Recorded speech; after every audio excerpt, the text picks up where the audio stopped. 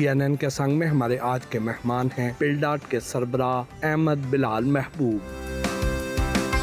Programme की recording के लिए उनके दफ्तर पहुंचे तो उन्होंने हमारा पुरतपाक खैर मकदम किया।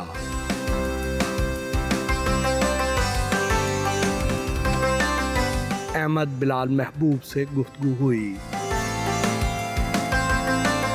कहाँ एक इंजीनियर जिसने मुल्क की तामीर और तरक्की में अपना किरदार अदा करना था, वो इंजीनियरिंग की बजाय जमहूरियत की बुनियादें मजबूत करने पे लग गए। बहुत इंटरेस्टिंग जी। हमारी जो जनरेशन है ना, जिससे हम बिलोंग करते हैं, उसके कैरियर्स का फ़ैसला उनके वालिदैन करते थे। तो मेरे वालिद साहब का हुक्म ये था कि मुझे इंजीनियर बनना है, बल्कि सिविल इंजीनियर बनना है, बल्कि इरिगेशन इंजीनियर बनना है। और ये भी बताया था कि मुझे लेके गए थे इरिगेशन कैनाल कॉलोनी में और बताया था कि एक्सियन यहाँ रहता है तो तुमने इस जगह पे रहना है, तो तुम्हें वो बनना है, टू मोटिवेट मी। तो उनकी ख्वाहिश के एहतराम में मैं इंजीनियर बन गया। और मैंने, जब तक वो हयात थे, मैंने इंजीनियरिंग की, जो तकरीबन 23 साल मैंने इंजीनियरिंग की थी। लेकिन मेरा दिल नहीं था उसके अंदर। अगरचे मैं वो चीफ़ इंजीनियर के ओहदे पे पहुंच गया सऊदी अरेबिया में, सबसे बड़ी कंसल्टिंग फर्म थी, ठीक था बाकी, लेकिन दिल नहीं था। तो दिल हमारा जो था ना, वो कोई थोड़ा सा पॉलिटिकल साइड पे कुछ करने के लिए बेताब था। तो वो मैं अपने ज़माने में स्टूडेंट्स यूनियन का प्रेसिडेंट था इंजीनियरिंग यूनिवर्सिटी का, तो उस ज़माने से कोई थोड़ी सी, तो फिर वहाँ से ये बात, तो इख्तिसार के साथ काम लेते हुए वहाँ से बात चली कि कुछ पॉलिटिकल साइड पर रिफॉर्म्स का काम करना चाहिए। इलेक्शन लड़ने का तो ज़माना गुजर गया था, तो ख्वाहिश नहीं रही थी बाकी। लेकिन हमने सोचा कि इस पूरे सिस्टम को अगर को बेहतर कर सकें तो ये काम करें, तो फिर ये डेमोक्रेसी की बुनियाद मजबूत करने वाला काम हुआ जी। ये उसकी बुनियाद है। जैसे पाकिस्तान में खालिस दूध नहीं मिलता, खालिस शहद नहीं मिलता, तो क्या खालिस जमहूरियत मिलती है पाकिस्तान? ये बहुत अच्छा आपने रिलेट किया फूड के साथ ताल्लुक। लेकिन जहाँ पे फूड खालिस मिलता है ना जी दुनिया में, जिन मुल्कों में, वहाँ भी जमहूरियत खालिस नहीं है। अच्छा। मसलन अब अमेरिका में जो जमहूरियत है, उसके बारे में जो जमहूरियत की रेटिंग करने वाले इदारे हैं, वो कहते हैं कि ये तो जमहूरियत में बहुत पीछे चला गया। जब से वो कांग्रेस की बिल्डिंग के ऊपर हमला हुआ इलेक्शन के नताइज के बाद, जो बाइडन साहब के इलेक्शन के, तो उसके बाद से तो उनकी रेटिंग बहुत नीचे चली गई। और बाकी दुनिया के मुल्कों में भी जहाँ पे अब पॉपुलिस्ट लोग इलेक्शन जीत के आते हैं, तो वो पूरी गवर्नेंस को, डेमोक्रेसी को, आज़ादी इजहार पे पाबंदियाँ, तो इसलिए पाकिस्तान, ये तो कह सकते हैं कि शायद ज़्यादा नाखालिस हो जमहूरियत यहाँ पे, लेकिन खालिस जमहूरियत अब कहीं भी नहीं है अनफॉर्चुनेटली। जी हाँ सर, आपने तोशा खाना पे बड़ा काम किया। सबसे ज़्यादा तोशा खाना से फैज़ याब कौन हुआ और सबसे कम कौन था? अच्छा देखिए, ये तोशा खाना के बारे में जब इमरान खान साहब की मालूमात इलेक्शन कमीशन ने पब्लिक की ना, जब इमरान खान साहब जब हुकूमत में थे, तो उन्होंने तो राइट टू इंफॉर्मेशन के तहत ये चीज़ें एक सहाफ़ी ने मांगी, तो वो नहीं दी, बल्कि वो अदालत तक चले गए कि हमने नहीं देनी, क्योंकि तलक़ात ख़राब हो जाएंगे उन मुल्कों से। लेकिन फिर इलेक्शन कमीशन ने, जब उनकी हुकूमत चली गई वोट ऑफ नो कॉन्फिडेंस के बाद, तो इलेक्शन कमीशन ने, चूँकि उनके पास एक केस था, उन्होंने पब्लिक की सिर्फ इमरान खान की। तो हमने मुतालबा किया कि ये तो बड़ी ज़्यादती है कि सिर्फ इमरान खान की हो, बाकियों का भी करें। तो फिर कुछ दिनों के बाद हुकूमत ने बाकी लोगों के भी, जो जितने फैज़ याब हुए थे बकौल आपके, वो उन्होंने दिए पर्टिकुलर्स। तो हमने उसको कंपाइल किया। फिर हमने देखा कि कुछ लोग तो मसलन 6 साल रहे, कुछ लोग 5 साल रहे, कुछ लोग 1 साल से भी कम रहे। तो वो जो अमाउंट है, वो अगर कुछ लंबी मुद्दत वाला है, उसके ज़्यादा है, तो इसका ये मतलब नहीं कि वो सबसे ज़्यादा फैज़याब हुआ है। आप इसको एवरेज निकालें एक साल की, कि 1 साल में किसने सबसे ज़्यादा लिया है ये। तो उसमें हमने जो उस नतीजे पर पहुँचे थी, वो शायद खाकान अब्बासी साहब ने सबसे ज़्यादा ویلیو کے گفٹس وہاں سے حاصل کیے. اچھا. لیکن ہمارے ملک کا جو قاعدہ یہ ہے کہ جب کوئی جکڑ میں آتا ہے تو پھر ہی اس کے خلاف کتابیں کھلتی ہیں. ویسے اس نے جو بھی کیا ہو وہ چلتا رہتا ہے، پھر ایک دن ایسا آتا ہے کہ وہ پھر جکڑ میں آتا ہے تو پھر پتہ چلتا ہے. سر، پاکستان میں انتخابی عمل کی شفافیت پر ہر دور میں سوال اٹھتے رہے ہیں. تو یہ جو ہمارا حالیہ الیکشن تھا 2024 کا، اس میں فارم 45 اور فارم 47 کی بہت زیادہ بازگشت سنائی دی. تو آپ کی کیا رائے ہے 2024 کے الیکشن کے بارے میں؟ 2024 کے الیکشن کے جو رزلٹ تھے اور جو حقیقت میں رزلٹ ہو سکتے تھے ان کے درمیان فرق تھا. اب وہ کتنا فرق تھا یہ اسیس کرنے کے لیے بہت ہی یوں سمجھیں کہ گہری تحقیق کی ضرورت ہے. وہ تو ہم نے نہیں کی، لیکن یہ ہم اس نتیجے پہ پہنچ گئے کہ اس میں فارم 45 اور فارم 47 میں فرق پیدا ہوا، کیونکہ فارم 47 کے بیسس پہ رزلٹ ڈکلیئر کیے گئے، وہ بنتا ہے فارم 45 سے. تو فارم 45 کو پھر ہم نے دیکھا کہ کچھ حلقوں کے ہم نے نکال کے دیکھے کہ وہاں پہ پین سے اوور رائٹنگ کی ہوئی ہے، یعنی کاٹ کے اس کی جگہ نیا نمبر لکھا گیا فارم 45 میں. اب یہ جینون بھی ہو سکتا ہے کہ آپ سے غلطی ہوگی، آپ نے کر دی، لیکن ہم نے یہ دیکھا کہ وہ ہر جو اوور رائٹنگ تھی اور کٹنگ تھی اس کا فائدہ ایک ہی امیدوار کو ہو رہا تھا. یعنی ویسے تو آپ کی غلطی ہو گئی تو کسی چیز کا ہو سکتا ہے اس کا نمبر غلط ہو تو اس کو فائدہ پہنچ جائے، کسی کا اس کا لیکن وہ ساری جو کٹنگ تھی اس میں سلمان اکرم راجہ صاحب کی جو کانسٹیچوئنسی تھی اس کا ہم نے خاص طور پہ میں نے خود پرسنلی دیکھا کہ وہاں جو کٹنگ ہوئی تھی وہ اس کا سب کا فائدہ جو تھا وہ ان کے مقابلے میں الیکشن لڑنے والے کینڈیڈیٹ کو مل رہا تھا اور نقصان سب کا سلمان راجہ صاحب کو مل رہا تھا. تو اس سے مجھے لگا اور بھی کانسٹیچوئنسیز میں کہ یہ کوئی فیئر پلے نہیں تھا. اب یہ کتنی کانسٹیچوئنسیز میں ہوا، کیا وہ اتنی کانسٹیچوئنسیز میں ہوا کہ اس سے کوئی حکومت بنانے میں فرق پڑ جاتا، یہ میں نہیں کہہ سکتا. لیکن حقیقت یہ ہے کہ یہ تو پہلے سے ہی طے ہو گیا تھا، اس لیے کہ عمران خان صاحب کی تو پارٹی کو الیکشن سمبل نہیں ملا تھا. تو اگرچہ ووٹ ان کے جو سپورٹڈ کینڈیڈیٹ تھے ہم نے وہ دیکھا تو اس الیکشن میں سب سے زیادہ پرسنٹیج ووٹ تو ان کو ملے اور سیٹیں بھی ان کی سب سے زیادہ ہو سکتی تھی، لیکن اتنی سیٹیں نہیں تھیں کہ وہ خود سے اکیلے حکومت بنا سکتے. کسی نہ کسی کے ساتھ کولیشن بنانی پڑتی، جیسے مسلم لیگ نواز نے بنائی کئی لوگوں کے ساتھ مل کے. تو وہ حکومت بنانے کی پوزیشن میں تو شاید نہیں تھے، لیکن سب سے بڑی پارٹی وہی تھے. یہ تو خود الیکشن کمیشن کے اسٹیٹسٹکس یہ بتاتے ہیں. ہمارے ویورز کی ذرا آسانی کے لیے بتا دیں کہ پل ڈاٹ جو ہے یہ ادارہ ہے کیا کام کرتا ہے، اس کا ذرا بیک گراؤنڈ بھی بتائیں. جی، میری بیگم بھی مجھ سے یہی پوچھتی ہے اکثر کہ تم جب انجینئر تھے تو لوگ ہم سے پوچھتے تھے تمہارا میاں کیا کرتا ہے، تو بتانا بڑا آسان ہوتا تھا، میرا میاں انجینئر ہے، سب کو سمجھ آ جاتی تھی. یہ جب سے تم نے یہ پل ڈاٹ شروع کیا ہے تو آپ لوگوں کو بتانا بڑی مشکل ہوتی ہے. دیکھیں پاکستان میں جو دو بڑے مسئلے ہیں نا جی، جو نظام سے متعلق ہے، یعنی ویسے تو روز پرابلم ہوتا ہے، یہ نالی ٹوٹی ہوئی ہے، یہ سڑک ٹوٹ گئی ہے، یہ مین ہول کا ڈھکن غائب ہو گیا ہے، اس کو ٹھیک کرنا.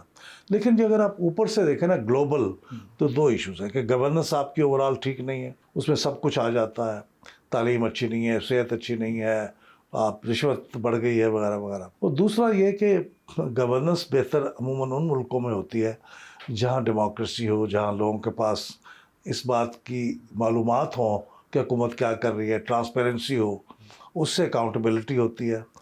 تو اس لیے میں جب ملک سے باہر رہا تقریباً 25 سال، اور جب واپس آیا تو اس پلان کے ساتھ آیا کہ ہم نے باہر بیٹھے ہوئے آپ کی جو ہوتی ہے نا حب الوطنی کا جذبہ بڑا شدید ہوتا. تو وہاں پہ میرے دوستوں نے مل کے کچھ 35 کے قریب دوست تھے، انہوں نے مل کے یہ فیصلہ کیا کہ ہم ایک اس طرح کا ادارہ بنائے کہ جمہوریت کو مضبوط کریں. اس طرح ہر دفعہ جب بجٹ آتا ہے نا تو بجٹ پروسیس پہ ہم کرتے ہیں کہ بجٹ میں پارلیمنٹیرین کس طرح سے حصہ لے، کس طرح سے وہ ایفیکٹیولی اس کے اوپر کویسچن کرے. تو یہ بیسیکلی پل ڈاٹ کرتا ہے. پھر وہ الیکشن کا بھی، الیکشن کی فیئرنیس کو ہم الیکشن پروسیس کی، ایک تو الیکشن ڈے کی چیز ہوتی ہے، ایک پورا پروسیس ہوتا ہے، قانون اس کا کتنا مفید ہے. ابھی ہم یہ دیکھ رہے ہیں کہ 180 دن کے اندر، یعنی 6 مہینے کے اندر الیکشن کے بعد फैसला होना था इलेक्शन पिटिशंस का, और अब देखिए कि 1.5 साल से ऊपर हो गया है, तो आधी भी इलेक्शन पिटिशंस अभी निपटाई नहीं गई, वो अभी तक पेंडिंग पड़ी हैं। तो ये चीज़ें भी हम मॉनिटर करते हैं। तो ये बेसिकली हम काम करते हैं कि गवर्नमेंट की जो परफॉर्मेंस है और हमारे जमहूरी इदारों की परफॉर्मेंस है उसको देखें। तो क्या ये कोई सरकारी इदारा है, गैर सरकारी इदारा है? इसके फंड्स कहाँ से आते ये तो बिल्कुल ही गैर सरकारी जी, सरकार का तो इसमें बिल्कुल कोई दखल नहीं है। 2024 का जो इलेक्शन था उसमें कितनी पिटीशंस हैं वो ज़ेरे समाअत हैं जो पेंडिंग है, और अगर उनके फैसले हो जाएं तो क्या वो हुकूमत की तब्दीली का बायस बन सकती हैं?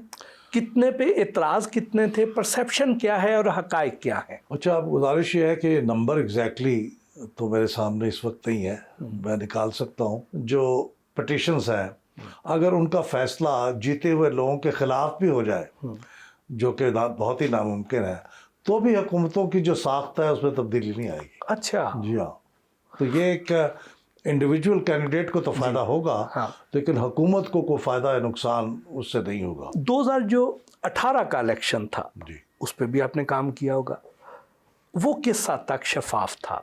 क्या उसमें भी इसी तरह के मसाइल थे जैसे 2024 वाले में? हर इलेक्शन में कुछ अपनी तरह से कुछ चीज़ें होती हैं जिससे उसके ऊपर उसकी क्रेडिबिलिटी पे सवाल उठता है। 2024 में भी ये वाक़या हुआ था टेक्नोलॉजी के फेलियर का, लेकिन 2018 में तो बहुत ज़्यादा वाज़े नज़र आता था।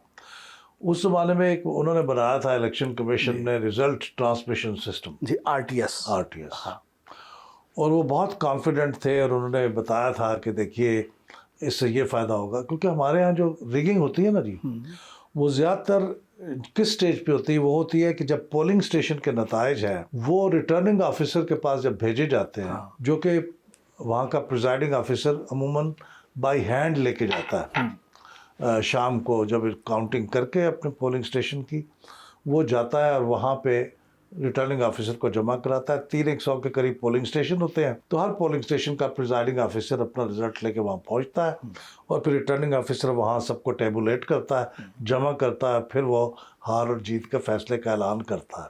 आपको डस्का का याद होगा कि डस्का का इलेक्शन जो बड़ा यादगार था, जिसमें अचानक फॉग आ गई थी जी जी, और वो जो प्रिजाइडिंग ऑफिसर थे वो पहुंच नहीं सके थे रिटर्निंग ऑफिसर के पास, वो रास्ता भूल के किसी फार्म हाउस में चले गए थे, रात उन्होंने वहाँ गुजारी और अगले दिन फिर वो लेके आए थे तो सारे रिजल्ट जो थे उसमें कोई तब्दीलियाँ हो चुकी थी।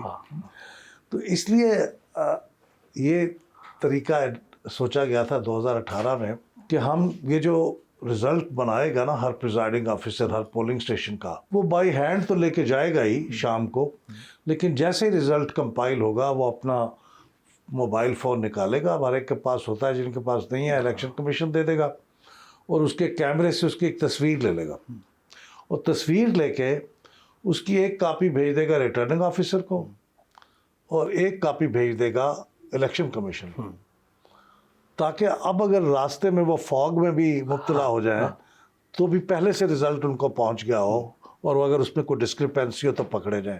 ये बहुत अच्छा तरीका था अगर ये ठीक से हो पाता, लेकिन चूँकि रिज़ल्ट को मैनिपुलेट करना मकसद था तो हुआ ये कि वो आरटीएस थोड़ी देर चला, कोई 2-1 घंटे, उसके बाद लोग उसको चलाते थे और वो प्रिजाइडिंग ऑफिसर कहते थे भाई हमसे तो ये ट्रांसमिट ही नहीं हो रहा रिज़ल्ट। तो फिर वो सेक्रेटरी इलेक्शन कमीशन साहब ने जर्नलिस्टों को भी वहाँ पे बताया कि भाई हमारा आरटीएस जो है कोलैप्स हो गया, तो अब हम पुराने तरीके से जाके वो लोग उनमें से 1/3 के करीब तो शाम को 1-2 घंटे में पहुँच जाते हैं, वो तो अगले दिन पहुँचे जाके। तो इसलिए उसके बारे में भी आम शक ये है कि वो रिज़ल्ट जो था वो मैनिपुलेटेड था,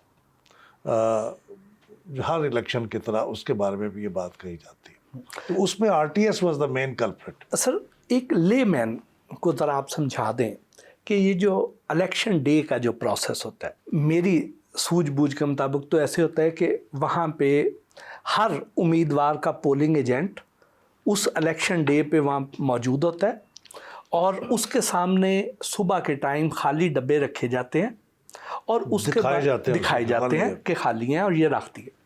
शाम को जब वहाँ पे काउंटिंग होती है तो हर उम्मीदवार का पोलिंग एजेंट वहाँ मौजूद होता है और उसको वो साइन करके दे दिया जाता है कि जी ये आपको हमने दे दिया, ये रिज़ल्ट इस पोलिंग स्टेशन का है। और उसके अगर वो 300 पोलिंग एजेंट हैं तो वो 300 का रिज़ल्ट कंपाइल करेगा तो पता चल जाएगा कि मेरे ये थे, मुखालिफ के ये थे, फलां के ये थे, तो ये पता चल जाएगा।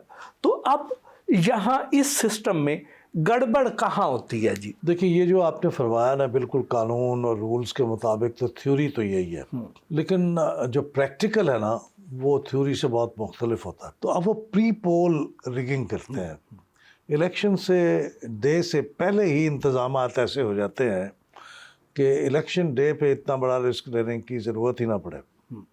मिसाल के तौर से एक उसकी सबसे अच्छी मिसाल इमरान खान साहब को इलेक्शन सिंबल ना मिलना। हाँ, देखा ना, वो पहले ही हैंडीकैप हो गए। अगरचे मैं कहता हूँ कि पीटीआई के लोगों को जितनी भी दाद दी जाए कम है कि उन्होंने स्मार्टनेस का मुजाहरा किया और उसकी कमी महसूस नहीं होने दी। हर जगह के उम्मीदवार का सिंबल मुख्तलिफ था, उन्होंने ट्रांसमिट किया अपने फ़ोन के ज़रिए से लोगों को, तो हर जगह के लोग, उनको मालूम था कि पीटीआई के उम्मीदवार का सिंबल इस हल्के में क्या है, एक सिंबल नहीं है। तो ये भी एक तरीका होता है। फिर ये कि अगर आप इमरान खान साहब कैद हो गए थे, ये भी एक तरीका होता है। पीपल्स पार्टी के कई उम्मीदवार including a very prominent candidate मौलाना कौसर नियाज़ी, वो भी जेल में थे। वो अपनी कैंपेन ही नहीं रन कर सके थे, हालांकि वो उनके स्टार कैंपेनर थे क्योंकि वो बहुत अच्छे मुकर्रर थे। तो इन तरीक़ों से वो पहले से सेटिंग हो जाती है। फिर कोई ताकतवर उम्मीदवार हो जो आप जिसको जिताना चाहते हैं, उसके मुकाबले में कोई ताकतवर उम्मीदवार हो तो उसको डरा धमका के कहते हैं तो बैठ जाओ भाई, या इस पार्टी की तरफ से ना लड़ो, इस पार्टी की तरफ से लड़ो।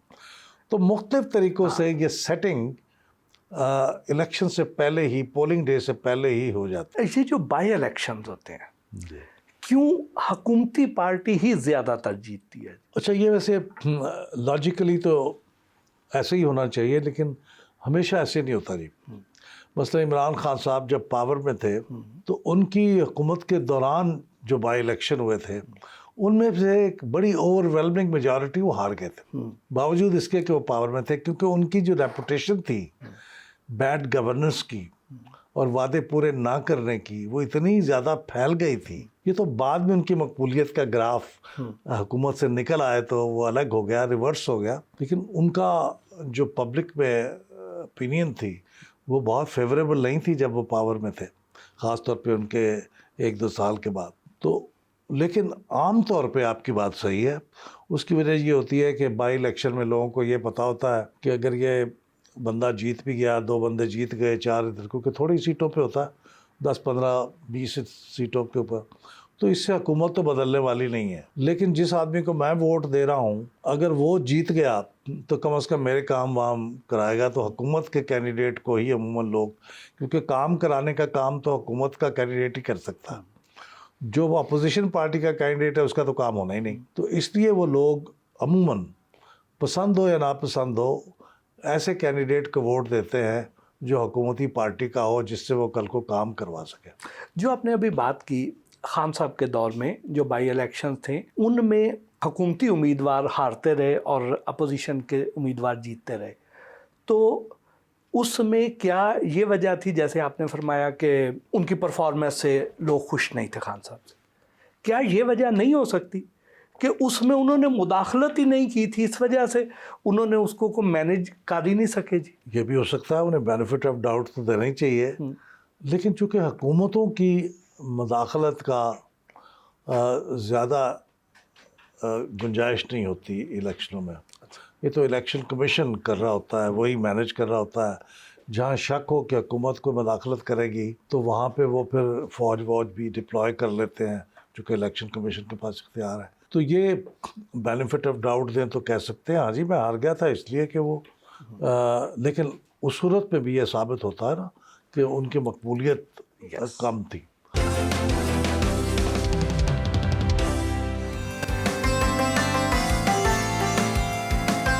पेलडाट के दफ्तर का विजिट करवाया।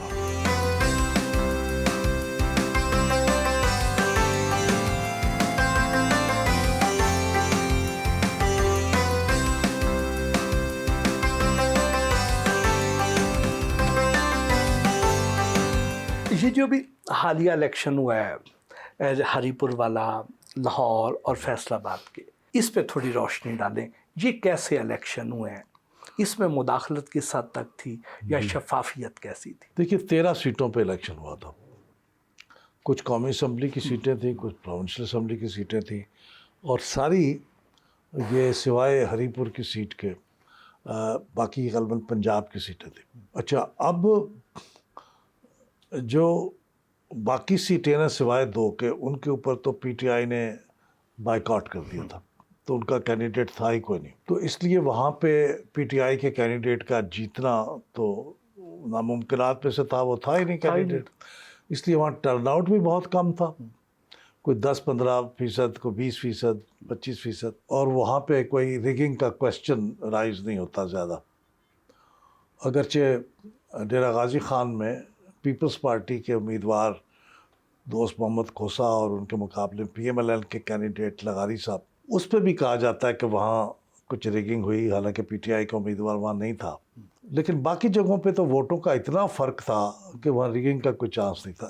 یہ 2 جگہوں پہ چانس ہو سکتا تھا، ہری پور اور یہ لاہور، جہاں پہ بائیکاٹ نہیں تھا۔ اچھا، ہری پور میں کینڈیڈیٹ بھی تقریباً وہی تھا پی ٹی آئی کا جو پہلے تھا، یعنی عمر ایوب صاحب جو تھے، ان کی بیگم تھی، عمر ایوب صاحب کیمپین کر رہے تھے، تو ان کے جو ذاتی، تو وہاں پہ جو ووٹر ٹرن آؤٹ ہے وہ بھی بہت کم نہیں ہوا، تھوڑا سا کم ہوا، زیادہ کم نہیں ہوا، یعنی پی ٹی آئی کا ووٹر نکلا، لیکن اتنا ووٹر نکلنے کے باوجود جو فرق تھا پی ایم ایل این کے کینڈیڈیٹ کا اور جو پی ٹی آئی کے امیدوار کا، وہ اتنا زیادہ تھا، میں اس کو سمجھ نہیں سکا کہ اتنا بڑا فرق کیسے واقع ہو سکتا ہے، کیونکہ ابھی 1.5 سال ہی تو ہوا نا، کوئی بہت بڑا، اور بظاہر جو پبلک اوپینین پولز ہیں وہ تو یہ نہیں بتاتے کہ خیبر پختونخوا میں ان کی مقبولیت کم ہو گئی ہو، تو اس پہ مجھے میرے کویسچنز ہیں کہ وہ کتنا فیئر تھا۔ لیکن جو لاہور کا الیکشن تھا نا جی، یہاں تو پی ٹی آئی کا ووٹر نکلا ہی نہیں، وہ تقریباً 18% ووٹر ٹرن آؤٹ تھا جی، وہاں کو 45% تھا ہری پور میں، تو یہ 18% ووٹر ٹرن آؤٹ میں میرے خیال میجارٹی جو ووٹر تھے وہ سارے پی ایم ایل این کے تھے، اور میں حیران ہوں کہ یہ کیوں نہیں نکلے پی ٹی آئی کے ووٹر۔ وہ جنرلی وہ اپنا ذہن بنا چکے تھے کہ ہم نے بائیکاٹ ہی کرنا، حالانکہ گورنمنٹ پارٹی نے انہیں نہیں کہا تھا، تو یہ تو باقی سوائے ہری پور کے میرا خیال ہے کہ باقی تو جنرلی فیئر الیکشن تھے، کیونکہ انفیئر ہونے کا کوئی خاص مطلب نہیں تھا۔ اچھا سر، آپ نے ہری پور کے الیکشن کی بات کی کہ وہاں پہ آپ کو کچھ ڈاؤٹس ہیں، تو وہاں پہ تو حکومتی جماعت کی حکومت ہے ہی نہیں، تو وہاں پہ اگر کوئی گڑبڑ ہوئی ہوگی تو وہ کس نے کی ہوگی؟ دیکھیں، یہ گڑبڑ کے جیسے میں نے آپ کو کہا کئی طریقے ہوتے ہیں نا جی، تو جو پریزائڈنگ آفیسرز تھے نا، وہ تو سارے حکومت خیبر پختونخوا کے کارندے تھے، لہٰذا پولنگ اسٹیشن کے اوپر تو مجھے نہیں لگتا کہ کوئی گڑبڑ ہوئی ہو۔ میں نے جیسے آپ کو پہلے کہا کہ میجر جو گڑبڑ ہوتی ہے وہ پولنگ اسٹیشن اور ریٹرننگ آفیسر کے درمیان ہوتی ہے۔ ریٹرننگ آفیسر جو تھے وہ سارے وہ حکومت خیبر پختونخوا کے آفیسرز نہیں تھے، وہ غالباً الیکشن کمیشن کے ہی لوگ تھے، انہوں نے اپوائنٹ کیے تھے، یا فیڈرل گورنمنٹ کے ہوں گے، لیکن وہ پروونشل گورنمنٹ کے نہیں تھے، تو اس لیے اس بات کا امکان ہے، میں یہ کوئی شہادت نہیں ہے میرے پاس کہ میں کہہ سکوں کہ صاحب یہ لازمی ہوئی ہے وہاں پہ گڑبڑ، لیکن جو سرکمسٹانشل ایویڈنس کو دیکھ کے شک پڑتا، یہ میں کہہ رہا ہوں، لیکن ضروری نہیں کہ وہاں پہ ہوئی ہوئی ہوگی تو وہ ریٹرننگ آفیسر لیول پہ ہوئی ہو۔ آپ سے سر ہم نے بہت سارے سوال کرنے ہیں، آپ ذرا ماضی کا سفر کریں۔ جی ضرور۔ بچپن کہاں گزرا، کیسا گزرا؟ اچھا، میرا جی بچپن گزرا رحیم یار خان میں، جو ساؤتھ پنجاب کا بالکل سندھ کے ساتھ ملا ہوا آخری ضلع ہے۔ ہم جو ہیں بنیادی طور پہ رحیم یار خان کے رہائشی ہیں، تو وہاں میں نے 6ٹھی جماعت تک وہاں تعلیم حاصل کی۔ والد صاحب میرے ایک ہائی اسکول کے ہیڈ ماسٹر تھے، بعد میں انسپیکٹر آف اسکولز بنے، تو ان کا تبادلہ ہر جیسے گورنمنٹ سرونٹس کا ہوتا رہتا ہے تو تبادلہ ہو جاتا تھا، تو وہ جہاں بھی ان کا تبادلہ ہوتا تھا وہ اسکول میں چل جاتے تھے۔ میں بھاولپور، بھاول نگر، ہارون آباد، ان تمام شہروں میں گھومتے پھرتے ہم نے میٹرک کیا، ایف ایس سی پھر بھاولپور میں کیا، اور اس کے بعد پھر میں انجینئرنگ یونیورسٹی میں ایڈمیشن ہو گیا تو لاہور آ گیا، بس اس کے بعد سے پھر لاہور، تو بچپن میرا ساؤتھ پنجاب کے ان شہروں میں گزرا، اور جو جوانی کے دن تھے وہ لاہور میں گزرے، اور جو پوسٹ جوانی کے دن تھے وہ ہم نے ملک سے باہر گزارے، کچھ امریکہ میں، کچھ سعودی عربیہ میں۔ گھر کا ماحول کیسا تھا؟ بڑا پڑھاکو سا تھا، سخت تھا، نرم تھا، کیسا تھا؟ میں اپنے والد صاحب کو میں خود سخت مزاج کہوں گا، سخت مزاج تھے، وہ بہت غصہ کرتے تھے اور سزا بھی دیتے تھے۔ تو اس کے ساتھ ساتھ چونکہ وہ خود ایجوکیشنسٹ تھے تو تعلیم کے اوپر بہت فوکس تھا، یعنی سختی جو ہوتی تھی موسٹلی وہ تعلیم پہ ہی ہوتی تھی کہ رزلٹ کیا آیا ہے، کتنا کام کیا ہے، آج کا ہوم ورک کیا ہے نہیں کیا، کس چیز میں کمزوری ہے پھر اس کے لیے زیادہ فوکس کریں۔ تو تعلیمی ماحول تھا جی۔ مجھے یاد ہے کہ ہم کچھ عرصے کے لیے والد صاحب ایک دیہاتی اسکول میں تعینات ہوئے تھے، وہ ڈارا والا ایک جگہ تھی، وہاں بجلی بھی نہیں تھی، تو ہم رات کو وہ جو پیٹرو میکس ہوتے ہیں نا جی، گیس، ان کی روشنی میں پڑھا کرتے تھے۔ وہ کہتے تھے یہ کوئی ریزن نہیں ہے کہ آپ نہ پڑھیں کہ بجلی نہیں ہے، یہ ہے نا۔ بچپن میں آپ شرارتی تھے یا خاموش طبع؟ میرا خیال ہے جی، مجھے جو والدہ بتاتی تھیں یا بہن بھائی بتاتے تھے، بڑی بہنیں بتاتی تھیں، میں سیریس تھا نسبتاً، میری کوئی سپورٹس میں بھی دلچسپی نہیں تھی، اور کچھ والد صاحب کی سختی کی وجہ سے کہہ لیں یا میرے اندر خود ہی ذوق پیدا ہو گیا تھا کہ پڑھائی کرنی ہے، تو زیادہ تر چونکہ فوکس میرا پڑھائی پہ تھا تو زیادہ شرارتی میں نہیں تھا، میرا خیال ہے، کیونکہ بچپن کی یادیں مجھے اب یاد نہیں ہیں، لیکن مجھے یاد پڑتا ہے کہ میں شرارتی نہیں تھا، ہو گئی کوئی چھوٹی موٹی کر لی۔ اور انجینئرنگ سے آگے بھی کوئی تعلیم حاصل کی یا وہاں پہ فل سٹاپ لگا دیا؟ نہیں، بس انجینئرنگ پہ ہی فل سٹاپ ہو گیا، کیونکہ انجینئرنگ کے بعد ایک بڑی اچھی لوکریٹو جاب سعودی عربیہ میں مل گئی تھی، تو then I decided not to go for masters، تو میں نے بس بیچلر ہی کر وہ انجینئرنگ کی، اور وہ مجھے لگا کہ کافی ہے۔ پہلی تنخواہ کتنی تھی اور کس کو دی؟ اچھا، پہلی جو تنخواہ تھی نا جی، وہ تو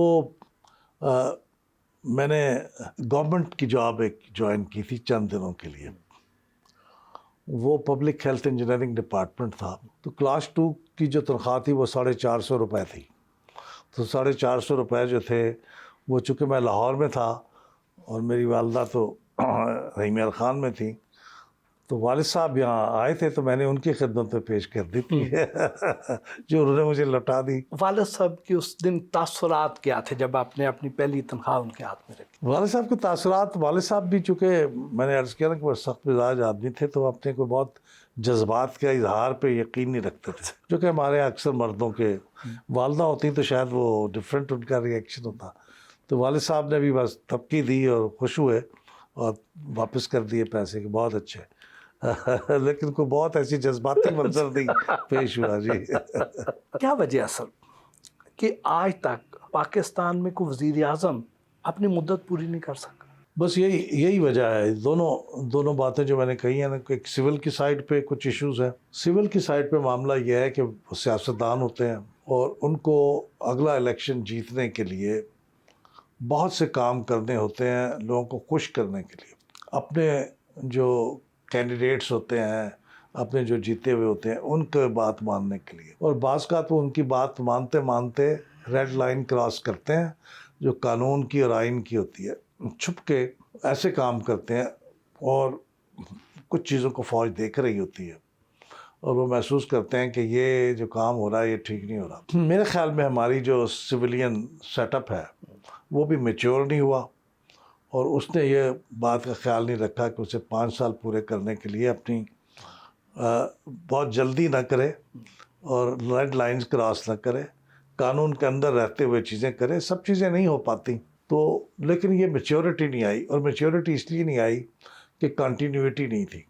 اگر یہ سسٹم چلتا رہتا نا بغیر کسی بریک کے، 58 میں بریک ہوا 10 سال کے لیے، پھر اس کے بعد 77 میں بریک ہو گیا، بلکہ 68 میں بھی بریک ہو گیا جب یحییٰ خان صاحب آئے، انہوں نے الیکشن کرایا، پھر 77 میں بریک ہوا، پھر 99 میں ہوا۔ کنٹینیوٹی ہوتی تو انڈیا کے اندر بھی بڑی پور گورننس ہے، وہاں فرق یہ ہے کہ کنٹینیوٹی رہی، تو وہاں آہستہ آہستہ اب جمہوری ادارے مضبوط ہو گئے، اور وہاں اکنامک جو ڈیولپمنٹ ہے وہ بھی پہلے ہم سے بہت کم ہوتی تھی، ہم آگے تھے لیکن اب وہ ہم سے بھی آگے نکل گئے ہیں، تو کنٹینیوٹی نہیں ہے۔ ایک بات پہ جواب دوں تو کنٹینیوٹی نہ ہونا. بندہ ایک غلطی کرتا ہے تو اس کو پھر اگلا آ کے اگلا اس کو کور اپ کرتا ہے, بہتر کر لیتا ہے, سیکھتا ہے سبق. لیکن اگر آپ اس کو چھٹی کرا دیں تو پھر وہ سبق سیکھنے والا عمل جو ہے وہ منقطع ہو جاتا. کیا موجودہ وزیر اعظم شہباز شریف صاحب یہ اپنی مدت پوری کر لیں گے؟ یہ تو بہت ہی بڑا کوئی غائب دان ہونا چاہیے جو یہ بات بتا سکے. لیکن سچی بات یہ ہے, اگرچہ مجھے پتہ ہے کہ حکومت کے کسی آدمی کی تعریف کی جائے تو لوگ بہت اس کے اوپر کیا سرائیاں کرتے ہیں. تو میں سمجھتا ہوں کہ سینٹر میں بھی ان کی جو اس وقت اپروچ ہے نا, وہ سیاسی معاملات میں تنقید کرنے میں کسی شخصیت کی وہ زیادہ اس میں الجھتے نہیں ہیں. وہ کام میں بھاگے پھر رہے ہیں, کبھی کہاں کبھی وہاں. اس کا ایک خاص طور پہ میں بڑا متاثر ہوا جب ہم ڈیفالٹ کرنے والے تھے اور ہمارے وزیر خزانہ بھی اس میں ناکام ہو گئے تھے کیونکہ ان کے کچھ ایک آدھ بیان دینے سے IMF ان سے ناراض ہو گیا تھا. تو یہ انیشیٹو لے کے, حالانکہ وہ میٹنگ سیٹ نہیں تھی, یہ پیرس چلے گئے, وہاں پہ IMF کی ہیڈ موجود تھیں, ان سے ملے, ان کو پتہ نہیں کیا انہوں نے منتر سنایا کہ وہ ہمیں جو IMF کی ٹرانش تھی اس سے زیادہ پیسے انہوں نے ایک نئے پروگرام کے تحت دے دیے تو ہم بچ گئے اس سے.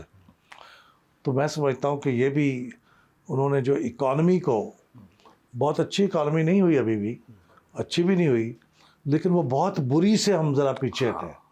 تو یہ میں کریڈٹ دیتا ہوں. میرا خیال ہے کہ اگر کسی پرائم منسٹر کے 5 سال پورے کرنے کے امکانات ہیں سویلینز میں تو وہ شہباز شریف صاحب ہیں. خان صاحب کی حکومت کے دوران آپ کو کتنی زیادہ آسانی رہی یا مشکلات کا سامنا کرنا پڑا ڈیٹا لینے کے حوالے سے, اور اس پہ بعد میں ان کی اس پہ ناراض ہوئے یا خوش ہوئے؟ اچھا, خان صاحب جب وزیر اعظم بن گئے نا جی, اس سے پہلے تو ہمارا ان سے رابطہ رہتا تھا. بلکہ ایک دفعہ انہوں نے مجھے بلایا کہ ہمارے MNAs کی ٹریننگ کے لیے الگ سے کورسز کریں. حکومت میں آنے سے پہلے؟ حکومت میں آنے سے پہلے وہ ان کو ایک پارلیمنٹری لاج الاٹ ہوئی تھی جس کو وہ استعمال نہیں کرتے تھے. انہوں نے کہا یہاں پہ وہ ٹریننگ سینٹر بنا لیں اور ہمارے MNAs کو آپ ٹریننگ دینا شروع کر دیں. ہم نے کہا بالکل ٹھیک ہے. بات ہو گئی, سب کچھ ہو گیا. اس زمانے میں یہ جو آج ان کے بہت خلاف ہے نا فارن فنڈنگ کیس میں, اکبر ایس بابر, وہ اس زمانے میں ان کے ساتھ ہوتے تھے نمبر 2 کی حیثیت سے, تو وہ بھی ساتھ تھے. لیکن پھر پتہ نہیں کیا ہوا, وہ عملی جامہ نہیں پہنایا جا سکا. لیکن مل لیتے تھے اور چیزیں سن لیتے تھے, لیکن کوئی آرگنائزڈ ایفرٹ نہیں کی انہوں نے گورننس کی ہمارے ساتھ کم از کم. لیکن 2-3 کام انہوں نے بڑے زبردست کیے. ایک سر میں آپ کو بتاؤں کہ پہلی دفعہ پاکستان میں ایسے ہوا کہ جو فیڈرل گورنمنٹ ہے نا, اس کی مختلف منسٹریز کو اس کی پرفارمنس کو ناپنے کا انہوں نے ایک پروگرام شروع کیا. اور وہ خیبر پختونخوا کی حکومت میں جو چیف سیکریٹری رہے تھے ان کی پہلی گورنمنٹ میں, بعد میں پھر وہ ریٹائر ہو کے یہاں ان کے اسپیشل اسسٹنٹ بن گئے تھے. ان کا نام تھا ارباب شہزاد, وہ اس کے انچارج تھے. تو ہر سال انہوں نے مجھے بھی بلایا تھا دیکھنے کے لیے, تو میں بہت امپریس ہوا کہ ہر وزارت کی پرفارمنس کو میجر کرنے کا ایک سسٹم بنایا تھا. اور دوسرا ایک کام انہوں نے کیا تھا کہ لوکل گورنمنٹ کا نظام میں نے اسٹرانگ کرنا ہے. تو لوکل گورنمنٹ کا جو لا پہلا انہوں نے بنایا نا جی, پنجاب کا خیبر پختونخوا کا, جس میں ڈائریکٹ میئر کا الیکشن تھا, وہ بھی بہت اچھا تھا اور بہت پیشنیٹ تھے کہ الیکشن کا. لیکن پھر وہ ان کی جو یہاں پہ مشیر تھے نا پنجاب میں خاص طور پہ, انہوں نے ان کو بہت میرا خیال بہکایا کہ جی الیکشن کرانا کوئی اچھی چیز نہیں ہے, لوکل گورنمنٹ اچھی چیز نہیں ہوتی, ہماری پروونشل گورنمنٹ کے اختیارات سارے وہ لے جائیں گے یہ وغیرہ. تو الیکشن ہی نہیں ہو سکے ان کے زمانے میں, حالانکہ وہ پاور میں آنے سے پہلے لوکل گورنمنٹ کے سب سے زیادہ بڑے پروپوننٹ تھے. اور ان کا جو لا تھا نا, میں سمجھتا ہوں کہ پاکستان کی ہسٹری میں سب سے اچھا لا تھا, کیونکہ میئر ہونا تھا الیکٹ ڈائریکٹلی, لاہور کا میئر. اگر وہ ڈائریکٹلی الیکٹ ہو جاتا تو یوں سمجھیے ٹرکی میں جیسے ہوتا ہے, اردوان صاحب جیسے الیکٹ ہوئے, اس کا پھر اتنا پروفائل ہو جاتا ہے کہ وہ آپ کو فیوچر کا پرائم منسٹر مل جاتا ہے. فرانس میں یاک شیراک, وہ بھی پیرس کے میئر تھے, پھر وہ پریزیڈنٹ بنے. تو لا تو بہت اچھا تھا بٹ انفارچونیٹلی وہ امپلیمنٹ نہیں کر سکے. یعنی ان کے آئیڈیاز تھے بہت, لیکن وہ ان کے گرد جو گھیرا تھا نا, انہوں نے ان کو کچھ کرنے نہیں دیا. آپ اس سے اندازہ لگائیں کہ بہت آسانی سے ہو سکتا تھا. انہوں نے اپنی پہلی تقریر جو کی, ابھی انہوں نے حلف نہیں اٹھایا تھا, تو انہوں نے اپنا تقریر جو ٹیلی ویژن پہ آئی تھی الیکشن جیتنے کے بعد اور حلف اٹھانے سے پہلے, اس میں انہوں نے کہا تھا کہ میں خود اسمبلی میں سوالوں کے جواب دوں گا جیسے برٹن کی پارلیمنٹ میں ہوتا. تو میں ہر ہفتے خود کویشچن آنسر کروں گا, سینٹ میں کروں گا, کبھی نیشنل اسمبلی میں کروں گا. انہوں نے ایک دفعہ بھی انہوں نے یہ سوالوں کے جواب نہیں دیا, حالانکہ یہ بہت آسانی سے کر سکتے تھے. He was so good at communication کہ وہاں کھڑے ہو کے اگر ان کے بارے میں کوئی کتنا بھی سخت سوال پوچھ لیتا وہ جواب دیتے تو دے سکتے تھے. کئی ایسی بھی چیزیں ہوتی ہیں, کہتے ہیں کہ اس کے لیے تفصیلات میں طلب کر کے آپ نیکسٹ ٹائم جواب دوں گا, لیکن لوگوں نے ان کو نہیں کرنے دیا. آئی تھنک بڑے اچھے آئیڈیاز تھے and he was unable to implement them. میرا تاثر یہ ہے گورننس جتنی اچھی کر سکتی تھی نہیں کر پائے. سر, جو سندھ میں مسلسل ہم پیپلز پارٹی کی حکومت دیکھ رہے ہیں پچھلے کافی عرصے سے, تو اس کے پیچھے کیا ان کی کارکردگی ہے یا کچھ دیگر وجوہات ہیں؟ یہ میرا خیال کسی بھی پولیٹیکل سائنس کے طالب علم کے لیے یہ بڑا پرپلیکسنگ کویشچن ہے, کیونکہ جو ٹیکسٹ بک میں لکھی ہوتی ہے نا گورننس کی تعریف, اس میں تو صوبے کی گورننس کا معیار کم محسوس ہوتا ہے, لیکن جو عام ووٹر ہے نا جی, وہ صرف گورننس نہیں ناپتا پھرتا, اس کی ایک جذباتی اٹیچمنٹ ہوتی ہے کچھ لوگوں کے ساتھ, کچھ لیڈرز کے ساتھ. اس کو کوئی گورننس نہ ملے, جیسے عمران خان صاحب کے ساتھ اب محبت ہے, عمران خان صاحب کی گورننس بالکل اچھی نہیں تھی, کیسے کیسے لوگ انہوں نے لگا دیے تھے یہاں پہ, پنجاب کا چیف منسٹر, خیبر پختونخوا کا پرائم منسٹر کا چیف منسٹر, لیکن جذباتی اٹیچمنٹ ہے. اسی طرح پیپلز پارٹی کے ساتھ وہاں کے لوگوں کی ایک جذباتی اٹیچمنٹ ہے جو بھٹو صاحب سے شروع ہوئی. تو بھٹو صاحب کی جو ٹریجڈی تھی, ان کی بیٹی کی ٹریجڈی تھی, ان کے 2 بیٹوں کی ٹریجڈی تھی, ان ٹریجڈیز نے پھر زرداری صاحب کو آپ جتنی بھی تنقید کریں, جتنے سال انہوں نے جیل کاٹی, اس کی وجہ سے لوگوں کے دلوں میں ایک, میں سمجھتا ہوں, ہمدردی اور ایک اٹیچمنٹ کا جو عنصر ہے وہ ان کو ہر دفعہ جتاتا ہے. گورننس ہو یا نہ ہو, اچھی ہو یا بری ہو. اور کے پی حکومت کی کارکردگی کیسی رہی؟ آپ کافی عرصے سے چونکہ صوبائی حکومتوں کو مانیٹر کرتے ہیں, وفاقی حکومتوں کو بھی کرتے ہیں, تو کے پی حکومت کو جس کو بہت انہوں نے ایک پوسٹر بنا کے خان صاحب نے پیش کیا 2018 کے الیکشن میں کہ ہم نے کے پی میں یہ اصلاحات کر دی ہیں اور اب وہاں پہ لوگوں کا معیار زندگی بھی بہت بہتر ہو گیا, اور یہاں پہ ہم نے اتنے پروجیکٹس, چاہے وہ بلین ٹری سونامی ہو, چاہے وہ 350 ڈیم ہو, چاہے ہیلتھ سیکٹر کے ریفارمز ہوں, پولیس کے ریفارمز ہوں, تو بہت بڑے بڑے دعوے تھے ان کے. تو 2013 سے 18 کے درمیان, پھر 18 سے 24 کے الیکشن کے دوران بھی اور اب بھی, تو آپ اس کی پرفارمنس پر ہمیں کچھ بتائیں کہ وہ جتنا بتایا جاتا ہے کیا اس کے مطابق ہے, اس سے بڑھ کے ہے یا اس سے کم ہے؟ جو 13 سے 18 کی حکومت تھی نا, پرویز خٹک صاحب چیف منسٹر تھے. اس زمانے میں عمران خان صاحب چونکہ گورنمنٹ میں نہیں آئے تھے, تو وہ ان کا سارا فوکس خیبر پختونخوا کی حکومت کے اوپر تھا. ایک ایک چیز چیک کرتے تھے, اور براہ راست چیف سیکریٹری سے ان ٹچ رہتے تھے. چیف سیکریٹری کی طرف سے کوئی پتہ چل جائے کہ کچھ منسٹرز سخت ایکشن لیتے تھے. تو 13 سے 18 کی جو حکومت ہے وہ تو بہت زبردست تھی. اچھا. اسی زمانے میں ان کی گورننس کو نمبر 1 صوبہ چاروں میں بنا تھا.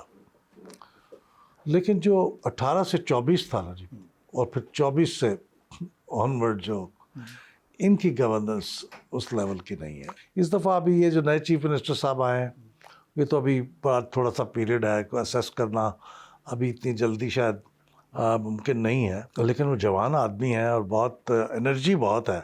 اگر وہ تھوڑا سا بھی فوکس کریں گورننس پہ تو بہت اچھی گورننس ہو سکتی ہے. آفٹر آل چاروں صوبوں میں نمبر 1 تھی ایک دور میں, جی پہلے. جی بالکل. پنجاب حکومت کی کارکردگی کیسی دیکھ رہے ہیں آپ, یہ جو موجودہ حکومت مریم نواز صاحبہ کی؟ اچھا, مریم نواز صاحبہ جو ہیں چونکہ ایک ہائیلی موٹیویٹڈ چیف منسٹر لگتی ہیں، کیونکہ ان کے سامنے جو سیٹ کیا ہوا ہے نا اسٹینڈرڈ، وہ شہباز شریف صاحب نے کیا ہوا ہے، اور کسی حد تک پرویز الہی نے کیا ہوا تھا۔ پرویز الہی صاحب نے بھی اپنے زمانے کی چیف منسٹری بہت اچھی، ان کے سامنے بھی شہباز شریف کا ماڈل تھا۔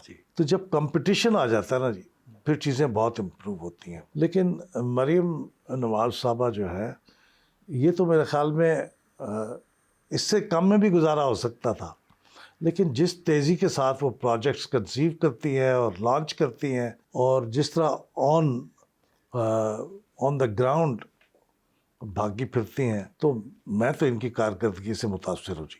یہ جو آپ مختلف حکومتوں سے ڈیٹا مانگتے ہیں اور اس کے مطابق آپ اپنی رپورٹ جنریٹ کرتے ہیں، رینکنگ کرتے ہیں، تو یہ جو اس وقت چاروں صوبائی حکومتیں ہیں، سب سے زیادہ آپ کے ساتھ تعاون کون کر رہا ہے اور سب سے زیادہ مشکلات آپ کو کہاں پیش آ رہی ہیں؟ ہمیں سب سے زیادہ تو جو جلدی ڈیٹا ملتا ہے نا جی، وہ فیڈرل لیول سے ملتا ہے، شاید وہ ذرا آرگنائزڈ ہوتے ہیں، پھر ہمیں ملتا ہے پنجاب سے، پھر ہمیں ملتا ہے سندھ سے۔ جو سب سے مشکل کام ہے آخر میں وہ خیبر پختونخوا بلوچستان سے۔ اور آپ کی جو ریسنٹ رینکنگ تھی، اس کے نتائج کیا تھے؟ اچھا، ریسنٹ ہم نے ابھی نہیں کی۔ اب ہم نے فیصلہ یہ کیا کہ یہ جو موجودہ حکومت کا سیٹ اپ ہے نا، یہ جب اپنے 2.5 سال مکمل کرے گا نا، تو وسط مدتی ہم ان کی پرفارمنس ایویلویشن کریں گے۔ ہر سال کرنے کا فائدہ نہیں ہے، کیونکہ ایک سال میں کوئی بہت فرق نہیں پڑتا۔ تو اب ہم کریں گے مڈ وے، اور پھر ایک کریں گے اینڈ پہ، یعنی 5 سال جب مکمل ہوں گے اس وقت، یا جا اگر خدا نخواستہ حکومت اس سے پہلے چلی گئی تو اس وقت کریں گے، اور ایک کریں گے درمیان میں 2.5 سال میں۔ پرتکلف کھانے سے ہماری تواضع کی۔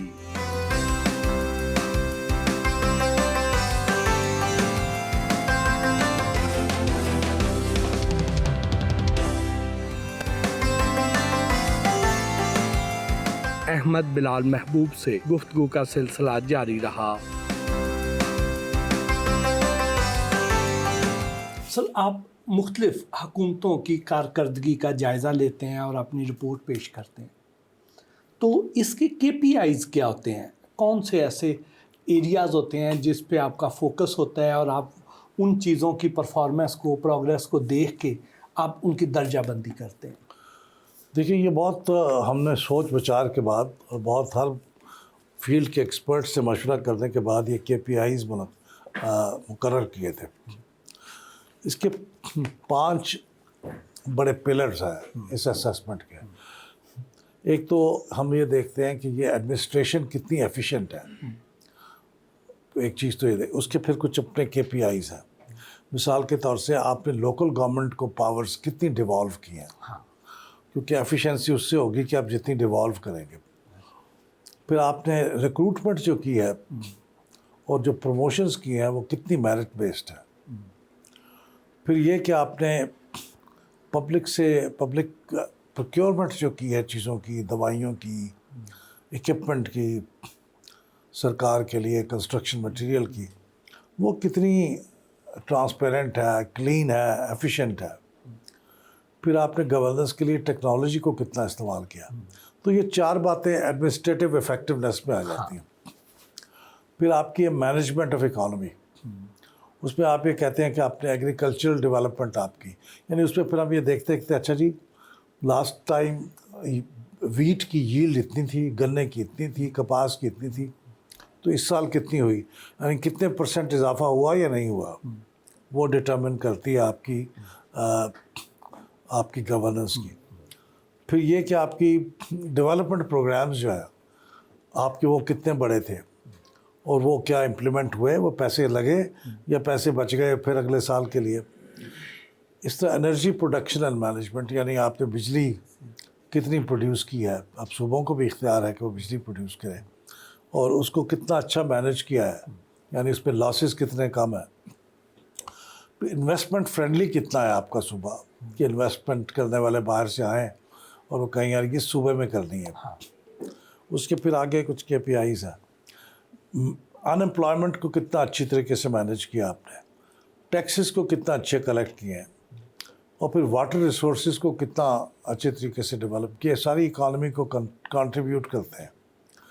پھر یہ ہے کہ رول آف لا میں یہ ہے کہ آپ کے اینٹی کرپشن ایفرٹس کیسی ہیں، پیس اسٹیبلٹی اینڈ آرڈر ملک میں کتنا سکون ہے، یعنی لا اینڈ آرڈر کیسا ہے، کتنے مرڈرز ہوئے ہیں، کتنی چوریاں ہوئی ہیں، ان کی تعداد جتنی کم ہوگی اتنی اچھی، ٹرانسپیرنسی آپ نے یعنی ہم نے ایک رائٹ ٹو انفارمیشن کا لا بنایا ہوا ہے، تو کتنے لوگوں کو آپ نے اس کے اوپر معلومات دی ہیں۔ پھر آپ سروس ڈیلیوری میں آپ ڈیزاسٹر مینجمنٹ کتنی اچھی کر لیتے ہیں، ہیلتھ کیئر آپ کا کتنا اچھا چل رہا ہے، یعنی کتنے بیڈز ہیں، کتنے مریضوں کو ڈیلی آپ کے کلینکس میں دیکھا جاتا ہے، ایجوکیشن ہے، آپ کے کتنے بچے آؤٹ آف اسکول ہیں، کتنے بچوں کی آپ نے اتنا فریش انرولمنٹ کیا ہے، کتنے بچے پاس ہوئے ہیں سرکاری اسکولوں کے، ان کا رزلٹ کیسا رہا۔ اس طرح پھر بچوں کو جو آپ مختلف امراض کے لیے امیونائزیشن کرتے ہیں نا، کتنے بچوں کی امیونائزیشن ہوئی ہے، کتنے پرسنٹ۔ پبلک ٹرانسپورٹ آپ نے کتنی مہیا کیا ہے عوام کے لیے۔ پھر یہ کہ پبلک یہ جو سیف ڈرنکنگ واٹر ہے یہ کتنی پرسنٹیج پاپولیشن کے پاس ہے، سینیٹیشن صفائی ستھرائی کا نظام یہ کتنے پرسنٹ پاپولیشن سرو کرتی ہے۔ اور آخری بات پھر سوشل انڈیکیٹرز کچھ دیکھتے تھے کہ انوائرمنٹل سسٹینیبلٹی کتنی ہے آپ کی، جو اس وقت ہمارا اسموگ کا معاملہ ہے۔ پھر جینڈر ایکوالٹی کتنی ہے، خواتین کو آپ نے نوکریاں دی ہیں، ان کو برابر کی انکریجمنٹ ہے۔ پاپولیشن گروتھ جو ہے اس کی مینجمنٹ آپ کی کیسی ہے، کیونکہ ہم one of the fastest growing population والے ملک ہیں، کوئی تقریباً 3% سے ذرا سا کم ہوں گے۔ بنگلہ دیش نے بھی ہم سے کم کر لیا، آبادی ہم سے کم ہو گئی۔ پھر یہ کہ آپ نے جو غریب لوگ ہیں، غربت، پاورٹی ایلیویشن، کتنے غریب لوگوں کو غربت کتنی کم ہوئی ہے، غریب کتنے کم ہوا ہے۔ تو یہ ہمارے 20 کے قریب ایسے چیزیں ہیں جن کی بنیاد پہ ہم ان کی وہ کرتے ہیں یہ تو اسیسمنٹ۔ آلموسٹ سارے اینگل دی کور، سارے اینگل جی، کیونکہ دیکھیں نا گورننس جو ہے اس میں تو ساری چیزیں ہیں۔ پنجاب کو اب تک کی تاریخ کا سب سے بہترین وزیر اعلیٰ کون سا ملا ہے؟ اچھا، اب چونکہ مریم نواز شریف صاحبہ جو ہے ان کی تو ٹرم پوری نہیں ہوئی، اس لیے ان کے بارے میں تو کچھ کہنا پری میچور ہے، لیکن باقی جو چیف منسٹرز ہیں ان میں بغیر کسی شک کے شہباز شریف صاحب کو بیسٹ چیف منسٹر سمجھتا ہوں۔ اور یہ تو ہو گیا ٹاپ کا، تو سب سے نچلے درجے پہ کون سا وزیر اعلیٰ فائز رہا؟ دیکھیں وہ تو اب وزیر اعلیٰ کی بات آ گئی ہے، تو موسٹ ریسنٹ ٹائمز میں میرے خیال میں پنجاب اور خیبر پختونخوا کے جو چیف منسٹر ماضی قریب میں گزرے ہیں، پنجاب میں بزدار صاحب اور خیبر پختونخوا میں محمود خان صاحب۔ اور کے پی میں سب سے بہترین وزیر اعلیٰ کون سا تھا اور سب سے کم ترین کارکردگی کے حامل وزیر اعلیٰ کون سے تھے؟ اچھا، خیبر پختونخوا میں نواز شریف صاحب کے زمانے میں عباسی صاحب جو تھے وزیر اعلیٰ، مہتاب عباسی صاحب، وہ بہت اچھے چیف منسٹر رہے تھے۔ انہوں نے بہت کلوزلی چیزوں کو مانیٹر کرتے تھے۔ مجھے ایک تو ان کا یاد ہے، اور دوسرے نمبر پہ مجھے پھر پرویز خٹک کا یاد ہے۔ پرویز خٹک صاحب نے بھی بہت اچھی گورننس نبھائی تھی، جو پی ٹی آئی کا پہلا دور تھا، لیکن اس میں کریڈٹ میں عمران خان کو بھی بہت دیتا ہوں، کیونکہ وہ اس زمانے میں خیبر پختونخوا کی پرفارمنس کو خود پرسنلی بہت دیکھتے تھے، دلچسپی لیتے۔ اور سندھ کی اگر ہم بات کریں، اچھا سندھ میں تو سچی بات ہے، میرے جو یادداشت ہے وہ بہت پیچھے نہیں جاتی۔ میں تو میرے ذہن میں قائم علی شاہ صاحب آتے ہیں جو بہت پرانی بات ہے، اس کے بعد عبداللہ شاہ صاحب آتے ہیں، اور یہ موجودہ مراد علی شاہ صاحب۔ تو میں مراد علی شاہ صاحب کو میرے خیال میں ان سب میں نسبتاً بہتر پاتا ہوں۔ اور یہی سوال بلوچستان کے بارے میں۔ اچھا، بلوچستان کا معاملہ یہ ہے جی کہ بلوچستان میں جو حکومت بنتی ہے نا وہ بڑی فریگمنٹڈ ہوتی ہے۔ اس میں ایک اس طرح کی حکومت ہوتی ہے کہ اس کے اندر 5-6 پارٹیاں شامل ہیں اور ہر پارٹی کو اس کا حصہ دیے بغیر آپ کی حکومت نہیں چل سکتی. تو آپ کی ساری جو پرفارمنس ہے، سارے آپ کے وسائل ہیں، سارا آپ کا ٹائم جو ہے وہ اپنے حلیفوں کو، اپنے پارٹنرز کو، ان کو خوش کرنے میں گزر جاتا ہے. میں سمجھتا ہوں کہ سب سے برا وقت وہ تھا جب وہ رئیسانی صاحب چیف منسٹر تھے. ان کے زمانے میں حزب اختلاف کا میرے خیال 1 یا 2 ممبر تھے صرف پوری اسمبلی میں، باقی ساری اسمبلی وزیر تھی، منسٹرز تھے.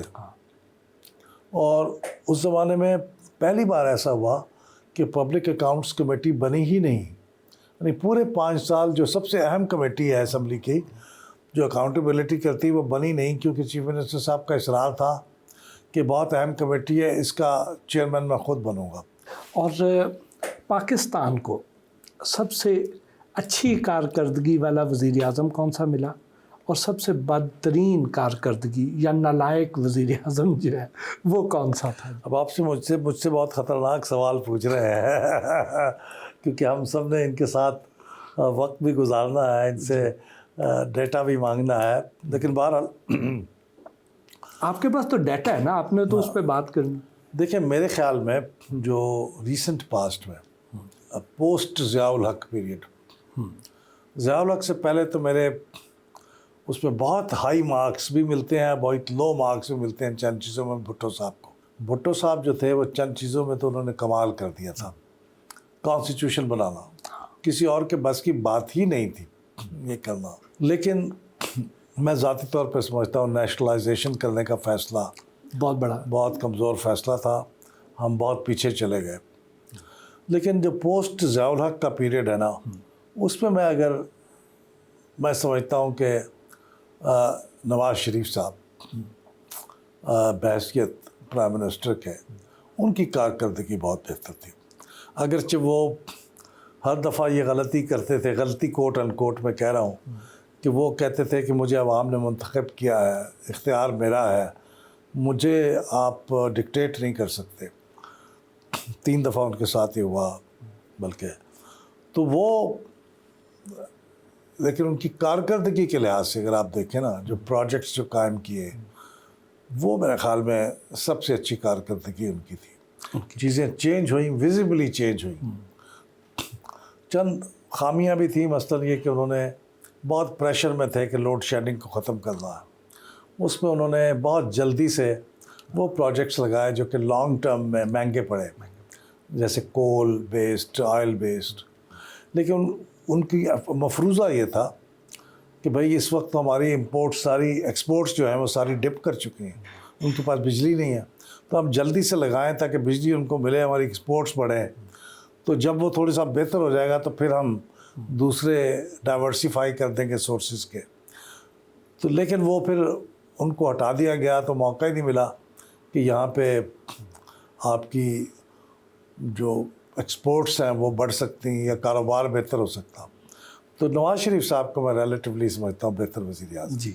اور سب سے بدترین کارکردگی والے وزیر اعظم کون سے رہے؟ اچھا وہ مرحوم ہیں، لیکن میں ان کی کارکردگی کے بارے میں اس زمانے میں چونکہ ہم نے ڈیٹا ویٹا اکٹھا نہیں کیا تھا، تو تاثر ہے کہ میرا خیال ہے غلام حیدر وانی صاحب جو تھے وہ بہت نہیں، وزیر اعظم تو نہیں تھے نا. اچھا آپ وزیر اعظم کی بات کریں. اچھا وزیر اعظم، اب وزیر اعظم سارے یاد کرنے پڑیں گے. نواز شریف صاحب کے علاوہ کون کون لوگ تھے یہ یاد کرتے ہیں کہ بھٹو صاحب کے بعد ایک جو وزیر اعظم جس کو بہت انڈر ریٹ کیا جاتا ہے اور اس کی کوئی تعریف کم ہی لوگ کرتے ہیں، اور عام تاثر یہ ہے کہ وہ دبو سے کمزور سے وزیر اعظم تھے. میں محمد خان جنیجو کا بہت ایڈمائرر ہوں. دیکھیے محمد خان جنیجو تو خود اپنے بلبوتے پہ وزیر اعظم بھی نہیں بنے تھے، چونکہ پارٹی لیس الیکشن تھا. انہوں نے آتے ہی آپ یہ غور کریں کہ ایک ایسا آدمی جو ٹوٹل ڈپینڈنٹ تھا جنرل ضیاء الحق کی چوائس پہ کہ انہوں نے اس کو بنایا تھا. پہلی تقریر میں انہوں نے کہا کہ مارشل لا اور جمہوریت اکٹھے نہیں چل سکتے.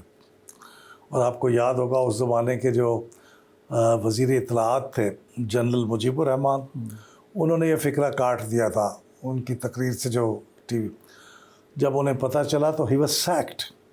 پھر انہوں نے 2 وزیروں کو سیک کیا جی کرپشن کے الزام میں اپنی وزارت عظمیٰ میں، وہ بھی آج تک کسی وزیر اعظم کی جرت نہیں ہوئی۔ پھر آپ یہ دیکھیں کہ جب افغانستان کا معاملہ تھا، اس سے بھی ذرا پہلے بے نظیر بھٹو ناقابل قبول تھیں ضیاء الحق صاحب کو کسی بھی صورت میں۔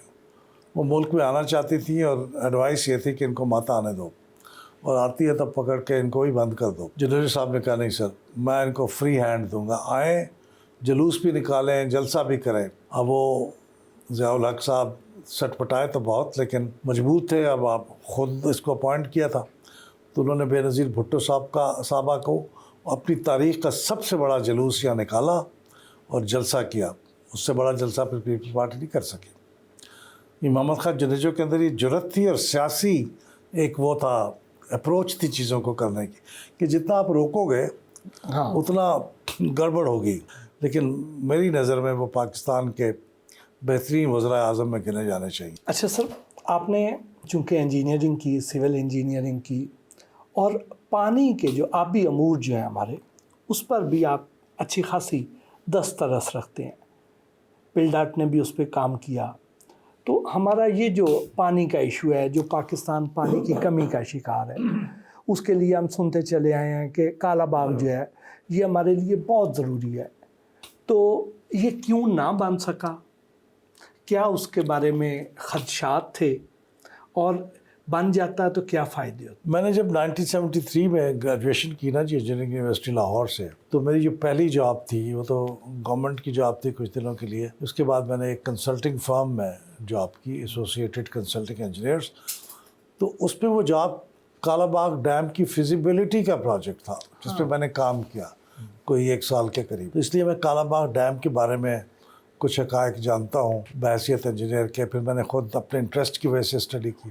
تو میں سمجھتا ہوں کہ پاکستان کا بڑا نقصان ہوا ہے کالا باغ ڈیم نہ بنا کے۔ سر جی بہت بہت شکریہ، آپ کے ساتھ سارا دن گزارا، بہت کچھ سیکھنے کا موقع ملا، بہت اچھا لگا۔ ویری کائنڈ آف یو جی۔ میں خود آپ سے گفتگو کر کے مجھے تھوڑی سی بڑاس نکالنے کا موقع مل گیا، کچھ جو چیزیں ہم نے سیکھی ہوئی ہیں وہ بتانے کا موقع مل گیا، اور آپ کے سوالوں سے خود مجھے کچھ یہ انڈیکیشن ملا کہ ان چیزوں پہ مزید کام کرنے کی ضرورت ہے۔ بہت شکریہ آپ کا۔